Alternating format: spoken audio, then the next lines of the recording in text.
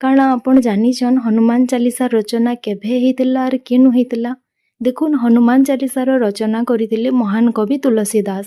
କୁହାଯାଇସି ଯେ 16ଶ ଶତାବ୍ଦୀରେ ମୋଗଲ ସମ୍ରାଟ ଆକବର ତୁଳସୀ ଦାସଙ୍କୁ ନିଜର ରାଜସଭାରେ ଡକାଲେ ଆଉ ତାହାକୁ କହିଲେ କି ମୋର୍ ତାରି ବିଷୟରେ ଗୋଟେ ଗ୍ରନ୍ଥ ଲେଖ।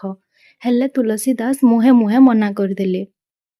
ଏତ୍କିନୁ ଆକବର ରାଗିଗଲେ ଆଉ ତୁଳସୀ ଦାସଙ୍କୁ ଫତେପୁର ସିକରିର ଜେଲନୁ ବନ୍ଦୀ କରିଦେଲେ। ଜେଲରେ କବି ଦାସ ଥିଲା ବେଲେ ନିଜର ଭକ୍ତି ବଲରେ 40 ଦିନରୁ ହନୁମାନ ଚାଲିସା ରଚନା କରିଦେଲେ। ହନୁମାନ ଚାଲିସାନୁ ହନୁମାନ ପ୍ରଭୁଙ୍କର ଗୁଣ ପରାକ୍ରମୀ ବିଷୟରେ ଲେଖାଯାଇଛେ। କୁହାଯାଇସି ଯେ ଯେତେବେଲେ ହନୁମାନ ଚାଲିସା ଲେଖବାର ପୁରା ହେଲା ତାର ପରେ ବାନର ସେନା ଆକବରଙ୍କ ମହଲକେ ଆକ୍ରମଣ କଲେ। ତାର ପରେ ପରେ ତୁଳସୀ ଦାସଙ୍କୁ ଆକବର ମୁକ୍ତ କରିଦେଲେ।